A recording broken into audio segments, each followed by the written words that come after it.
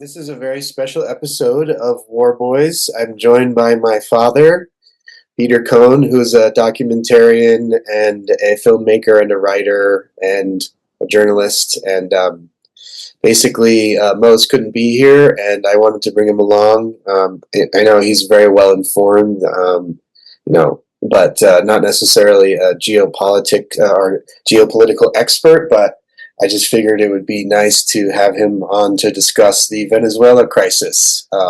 Yes, well, because when I was growing up, I wasn't able to play Call of Duty. Yeah, no, Total War really was the thing that changed everything for me. I mean, we used to have like World War II guys that we could kind of move around. Yeah, no, the army men don't really pretty quite cut basic. it. Little army men don't quite cut it when you compare to the wonders of simulated combat. Well, Yeah. is there the equivalent of Venezuelan security guards in Call of Duty? Well, I'm sure they're already working on making a Call of Duty mission based on the raid to capture Maduro because it is something straight out of a video game. It couldn't be a video game because it's too easy to get to the target. It's over in Right. 5 minutes. Yeah. Well, that's sort of the issue, and that's what we're going to talk about. And for people that have listened to this podcast in the past, we normally try to focus on sort of the military aspect and the overall geopolitical aspect, and we try to stay focused on that kind of thing. And because anybody can give a summary of what's happening, and we just try to stay focused on exactly how the operation went down and what some of the ramifications are. Obviously, we only know what we can read and what we can find out. Unfortunately, I'm not cool enough to have sources within the CIA or within Delta. I don't have a buddy that's in Delta Force, but it's sort of being pieced together. And I'm going to have my dad, Peter, sort of ask questions and just like represent the average viewer, because I know everyone heard about the raid and everyone saw the picture of Maduro captured on I believe There were around 20 different versions of that picture. Yeah, well, Different a lot of people thought it was backgrounds, different shirts. right.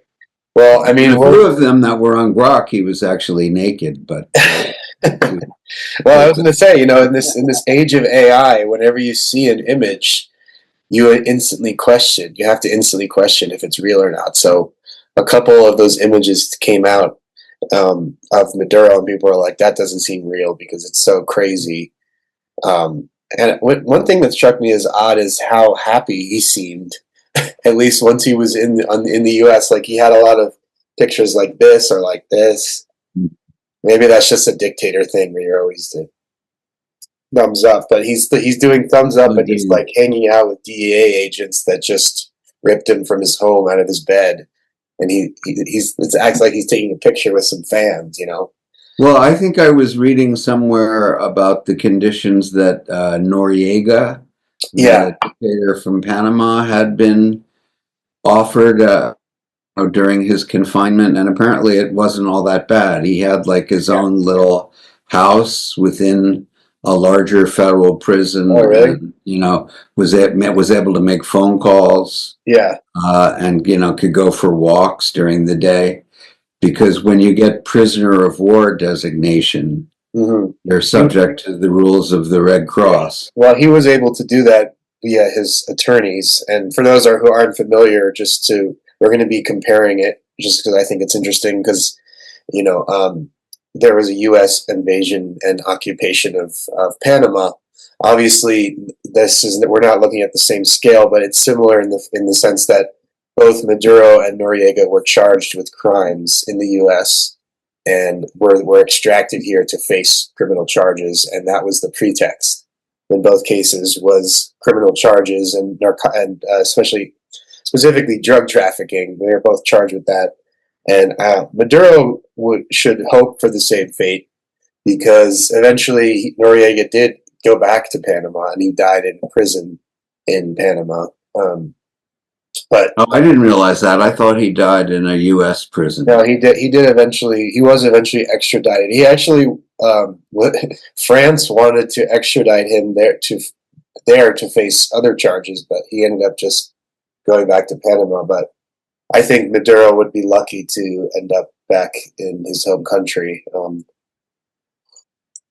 You know, And, by the way, one funny thing that I read about Noriega was that during the operation, he took refuge in the Vatican embassy, oh yes, and they couldn't get him out, so they set up these enormous speakers and started blasting heavy metal oh music yes, 4 hours a day until he finally surrendered. like if I hear back, if I hear "Back in Black" one more time by AC/DC, I'm gonna kill myself. So I'd rather. Unfortunately, Maduro really likes heavy metal music, so we actually have to invade in a Yeah, more well, no, forceful way. I had to go with K-pop. That was that was the worst torture they could think of. But from some of the just some of the tidbits that I read about the actual yeah, the actual operation, when Maduro was finally found, apparently he was in his PJs. So I'm No, curious. I'm curious if he was wearing, like, if he had little, like, I don't know what kind of PJs, probably Venezuelan flag PJs if you're the dictator, right? You gotta be patriotic even when you're sleeping. I don't know, but but it was really embarrassing. He was wearing Spider-Man pajamas. what? This is my favorite superhero.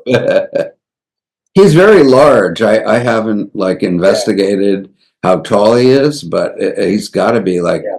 6'2", six Oh three. yeah, he's that's part of his thing, is that he's physically very imposing, and he was, so just a little background. He was Hugo Chavez's bus driver, the previous dictator, the previous Oh, leader, I'd say, of Venezuela, and was handpicked as his successor because he was great at following orders. That was basically it. He knew when to turn right, and when Chavez said turn right, turn left, he did that. So he was like, hey, this guy's pretty good. But that is something that people like to sort of harp on, is that that was the extent, is that he was essentially just really loyal follower of Chavez, of Hugo Chavez. And for those who don't know that much about the background or just sort of the recent history of Venezuela, Hugo Chavez was the leader for years and years and years until his death. Um, and he sort of founded the movement that Maduro is a part of. It's a Bolivarian socialist movement. That's, Simon Bolivar, the liberator of South America, the guy, who fought for independence for a lot of those countries from Spain, and it's sort of tied in. So I don't want to call it national socialism, because we know what that indicates, but it really is sort of a nationalistic. hey, Um, talk about that when Nick Fuentes is on the show, not me. and he's like, "Oh yeah, oh that's great. I thought I didn't like the guy. Now I like it." But it is, in the sense that it's not. I mean, the Nazis obviously co-opted that, but really, what I mean is like a combination of nationalistic fervor combined with massive social programs, and that they were able it worked for a while because of massive oil revenue. Um, because they nationalized the oil, obviously, oil production, and kicked out, most. I mean, actually, they did allow some American companies to still operate, but um, the the issue was they weren't maintaining the infrastructure needed to continue extracting and selling enough oil, and over time it just got worse and worse. And so they had all these massive social programs, and eventually they essentially just couldn't afford them anymore. And at one time, Venezuela had, these massive universities, and they were educating doctors and engineers and lawyers, and churning them out. And that's why, just to connect it to something personal to me, I just there's people that I know here in Denver, Colorado, that are from Venezuela, who are highly educated people, who immigrated here, obviously, and they, as it goes for many immigrants, they have to take whatever job they can get, and I know people that work in the service industry and hotels and restaurants who are doctors and midwives and various things, and uh, they all they were all highly educated, but it really is incredible the scale of how much population they've lost. Like a third of the country's population has fled. Whether it's to the U.S., a lot of them went to Colombia, some of them went to Spain, Brazil, Argentina. But almost all of them are gang members. well, Rapists, yeah, child if you believe molesters, Trump, then yeah, escapees from mental institutions. right. Well, I mean, it turns out that whole thing about Tren de Agua, like the Venezuelan gang that they were obsessed with, was really overblown. Shocker there. But I'm still waiting here in Denver for there to be a massive crackdown like we're seeing in other cities, just because Trump mentioned Aurora, Colorado, right next to Denver, on the campaign trail a bunch because of this infamous video of supposed gang members that were armed and going through an apartment building that they supposedly controlled. But anyway, we're getting a little bit off topic here. Yeah. So what are your main takeaways from a military standpoint? Were you actually impressed with this, or? Well, the thing that I guess surprised me more than anything was how easily we went in, and just to sort of give a brief breakdown, it was a similar to the shock and awe campaign, and I would actually compare it more to like a Desert Storm style operation where you go in and you immediately there's this thing called set dead, which is basically taking out all the enemy's air defense and radar, and basically so that there's no anti-aircraft batteries that are operational. And Venezuela boasted many times about how they had these state-of-the-art missile defense systems bought from Russia, the S-300s that are they're no joke. I mean, they could have easily shot down, helicopters, and they could have shot down even jets. I mean, in theory, these are legitimate anti-aircraft weapons, and through a combination of sabotage and intelligence on the ground.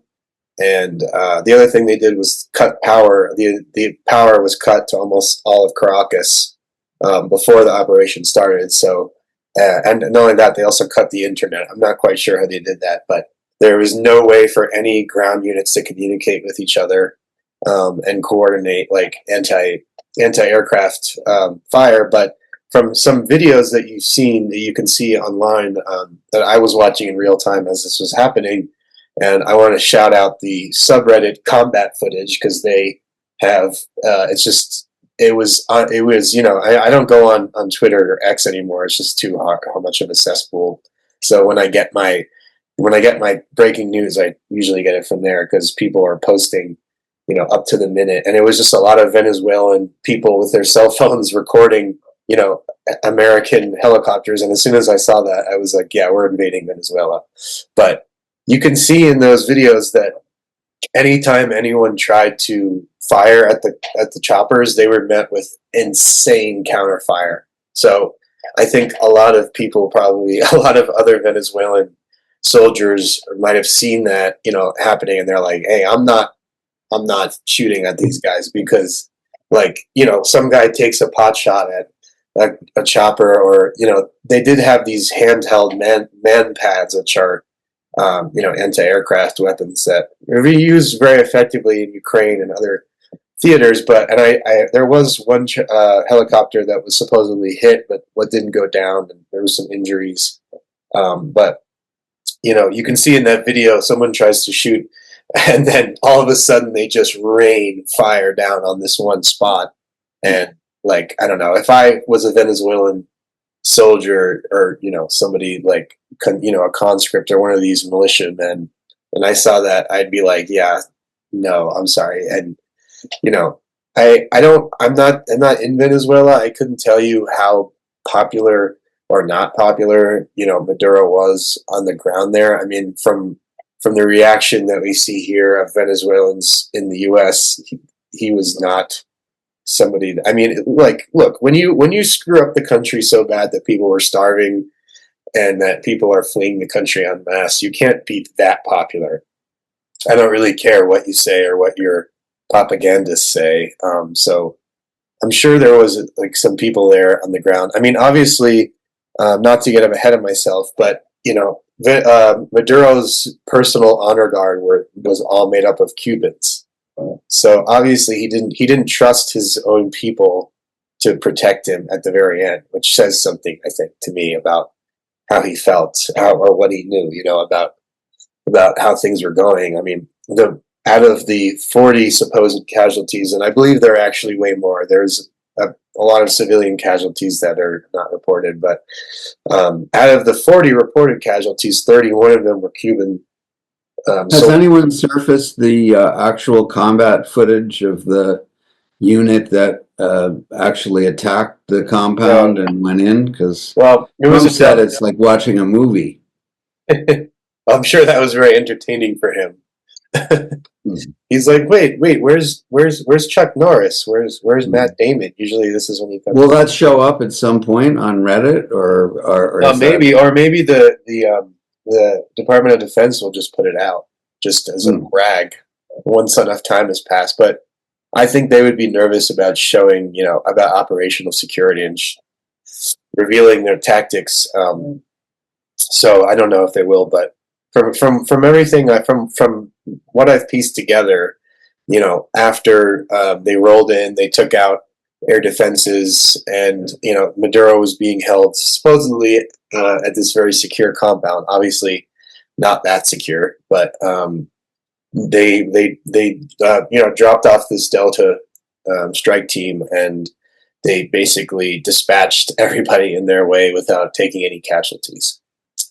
So I'd like to see exactly how an army unit can kill 40 soldiers without sustaining single loss. I mean, they were also in the dark, so the Americans had night vision, obviously, and I'm sure they were really confused, taken by surprise. And I think what I'm guessing, and I don't know this for a fact, is that a lot of those casualties came from aircraft, came from helicopter fire, because you can't kill that many people in a large group. So I'm thinking they were all stationed around the base, and as they were rolling in, the helicopters started, firing missiles and miniguns just at everyone on the ground. I'm assuming that's kind of what ended up killing more people than the actual operators that were there, on the ground seizing Maduro. Because, well, I'm assuming, if it is like a movie, once they got to the room that Maduro was in, was two guys, standing there like this outside. If it's like a movie, the soldiers all grease up their faces to be black. Right, and then they sneak in, and they come up behind, and they slit the throat of one guy, and then they go and slit the throat of the other guy. And there's never any communication between the guy who's having his throat slit and the guy who's about to have his throat slit. And there's always one poor guy that's having a smoke or something. Yes. He's like, oh man, he's looking at a porno on his cell phone. Or he's calling his girlfriend. He's like, honey, I'll be back in a little while. Don't worry. Just, turn on heat up some food. Oh, damn. One detail that I'm hoping to get more information on is how there was that thick steel door, and Maduro and his wife were trying to go in there, but they couldn't get the door closed. They forgot about the door jam. If they had been able to get the door closed. No, they wouldn't. So that I actually do know a bit about that, because in training for the operation, they built a 1-to-1 replica of that room in Kentucky that they were training with, and they had figured out. I mean, in CIA and intelligence had so badly infiltrated Maduro and his inner circle. You have to imagine that somebody very close, very high up, had basically given them up, because they knew where they were and at what time they were there and all that. And they knew exactly how thick, and they knew exactly what type of steel door they were going to be dealing with, and they practiced blowing it up several times. So Somebody just gave them the combination, so they. 1, 2, 3, 4. I told you not to make it your birthday. Venezuela is cool. But yeah, no, I think that they had practiced a lot on how to break in, and you know, and I just think that a big part of it, and this is sort of a funny quote, that when the Russians sold these anti-aircraft weapons, and Venezuela technically has an air force, and yet we didn't see any jets scrambled. We didn't see any of that. We didn't see any like again, this this is sort of a funny quote here. And however, the Russians, quote, forgot to sell the Venezuelans the services of technical maintenance for the aircraft at their factories, which led to the expected outcome, which is that only 11 aircraft in their air force were operational. Wow. And so I don't know if the Russians were screwing with them or they didn't really want to bother, but all of these weapons that they bragged about purchasing between 1999 and mid 2000s were essentially just rotting. And they were there basically, like they technically had them, right? Like, but without the technical and this is sort of a parallel to the Venezuelan oil industry, is that you can theoretically have all of this oil under the ground, but if you don't have the skill and the technology and the infrastructure to take it out, it's useless. And that's the problem that Trump is encountering now. Is he was hoping, because he's kind of a simpleton, that you take the oil, if you take Venezuela, you just automatically get all the oil. Like, I feel like that is legitimately how he thought about it. But it turns out that it's extremely difficult, and all of the American oil execs and oil companies that he's asked to do it, they basically are telling him no, because we don't want to bother. And that he's now he's like, well, I did all this for nothing, like, and just to sort of update where we are now is that Trump is working with the interim president. She met with the CIA director today, and they recently signed an agreement basically giving Trump, basically giving the United States access to a massive amount of their oil, and Trump claims that he's going to, share the revenue with Venezuela, but we'll see how that works out.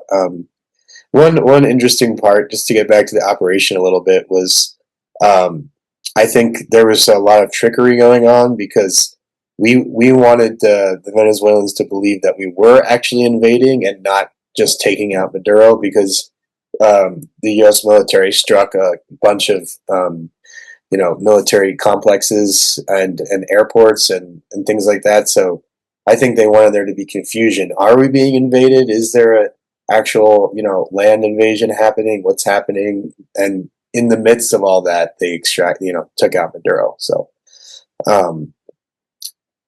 that was one of the things that I looked into and that I thought was interesting, is that it was a huge operation. I mean, you have this carrier task force in the Caribbean for weeks, right? And there was something like 150 aircraft, from the carrier strike group alone.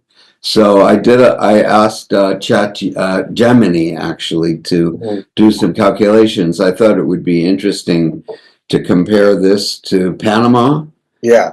And like the Panama operation invasion cost in 2026 dollars $447 million. That still seems low to me, but I guess that could be right. Only because I guess paying soldiers is a lot cheaper than using modern aircraft and and the cost of the Venezuela thing is between 2.3 and 3.5 billion.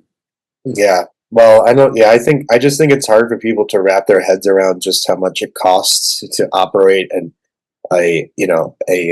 aircraft carrier, for example, just day in and day I out. mean, if it cost $150 to take an Uber to the airport, how what's Right. going to be the charge for Yeah. taking an aircraft carrier to Venezuela? Yeah. Well, that's something that we as taxpayers, should be concerned about. Like, what is the point of this? How who is this going to benefit? And if they can't even really extract the oil, like what? Because this wasn't about punishing the dirt. I mean, it was about obviously flexing our power and flexing American power, and also messing with China and Russia, which are adversaries, and who were quite close to Venezuela. Um, and the other thing that's now happening is, on top of this, we're now seizing a lot. There's effectively a blockade happening right now in Venezuela, where we're seizing. This has happened now, where Navy SEALs, and we're essentially seizing these tankers that we know are usually heading to Russia, China, Iran, and it's part of the blockade. And it is, it's not a huge difference maker, in the long run, but it's basically, sending the message, hey, like, we're here and we're not going anywhere, and we're not going to let our enemies essentially use this oil. That's kind of the point that they're trying to make. Well, one thing that could be a follow-on impact apparently would be collapse of the government in Cuba. Right. And they have hinted at that. I mean, Stephen Miller, like the rabid dog he is, has gone out and claimed that they can do this to anyone at any time, and Cuba's next, and Iran, and they're just sort of saber rattling. But like, I think that unfortunately they probably were very emboldened by how well the operation went. Like, if it had been a disaster and if Americans had been killed, and like, and if it had failed, I don't think they would be thinking the way they're thinking now, which is like, why don't we just go take out every leader we don't like? Mhm. I Yeah. mean, it is a return to the Reagan era, but even something that they've now mentioned multiple times, the Monroe Doctrine, which goes back to the 1800s and the early 1900s, where we were essentially telling the rest of the world, hey, this is our hemisphere, we control it, and any government here, we essentially have the right to overthrow. But what I think they're misrepresenting it, because what that was really about was letting European colonial powers know that we would protect a lot of these new countries at the time, South America and such. So I think they're actually misrepresenting history in a way.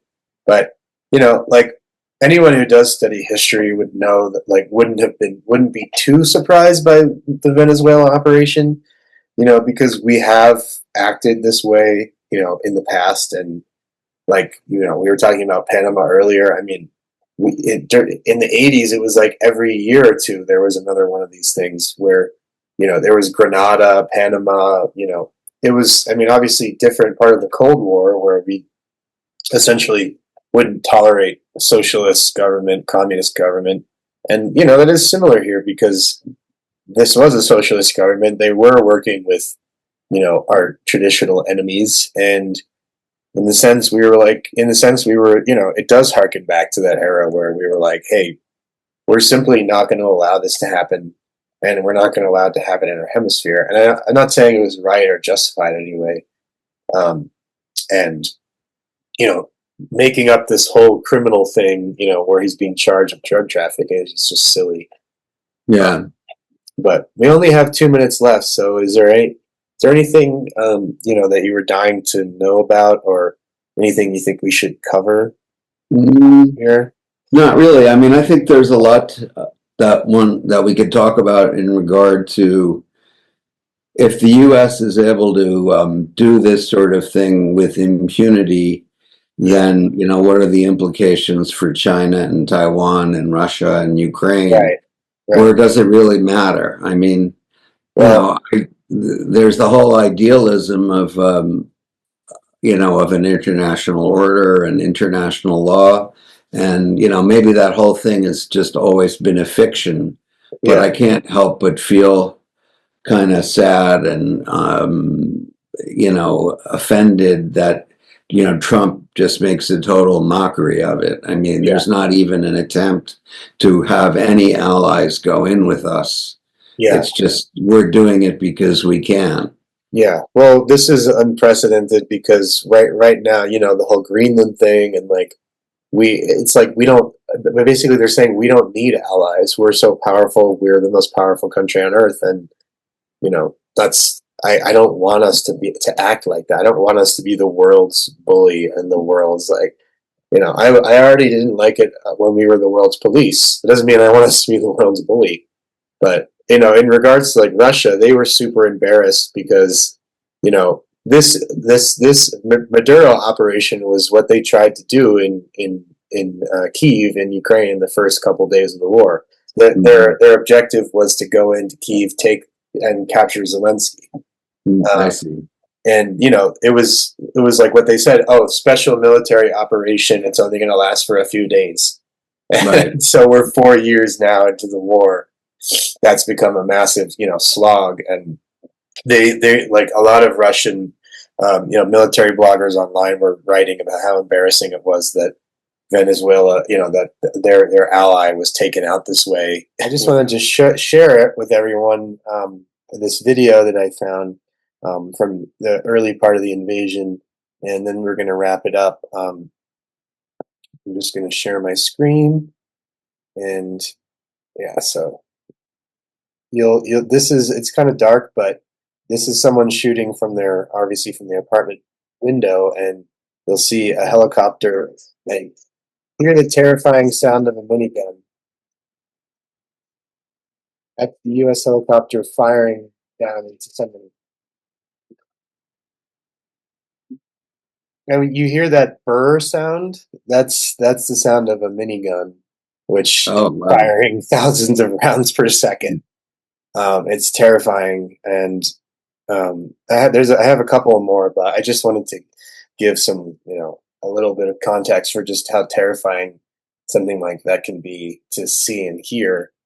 Um, like, and I think that explains a bit more about why there wasn't that much resistance, because I just think like it's hard for us and to wrap our heads around just how scary it is.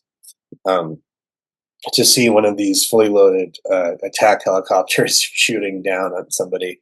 And there's just one guy, probably has a rifle or something, and he's like shooting, and then he just gets turned into mist. Like, I mean, it's not really it's not easy to put into words just how scary that is. But thanks everyone for tuning in, and thanks Peter for joining. I think My pleasure. it was a fun conversation. Unfortunate topic, and it's unfortunate that the U.S. is back to doing this kind of thing. Remember no new wars? That was something Trump said, I believe. Right. But Well, I still don't think that his base would tolerate any type of boots on the ground. I still think he's genuinely is scared of that. I don't know. What do you think? yeah, I agree. I mean, look, this is just creates a lot of fun videos for people to watch, and no Americans get killed, and you Right, know, people think it's going to cost less to fill their tank. right. But Yeah, well, it couldn't you get know, much cheaper here in Colorado. It's only about $2 a gallon right now. wow. But I just think people should have some perspective like on this kind of thing. Like just because this Caracas is a city of millions of people. This would be the equivalent of one of our adversaries doing this in New York City or L.A. Like just because it's happening in a foreign Some country. people are suggesting that somebody should stage an operation to remove Zoran Mandami. Yeah. We have to stop the free buses. We cannot allow people to take the bus from one place to another and not pay the $3. It's completely no. I mean, Zelensky. The Ukrainian president, he was a comedian before he was president. People forget, but he was joking that they should do, a similar operation to capture Putin. Because you do that, you cut the head off the snake. But Sure. I think like we were saying, I don't think Trump's base would have tolerated a real ground invasion, even though he suggests that he would do it, and then he could do it and would do it, all that. But yeah, I think that's about it for now. Thank you Okay, thank for tuning you. in to War Boys, Lots of fun. War Men, in this case. And Bye-bye. bye.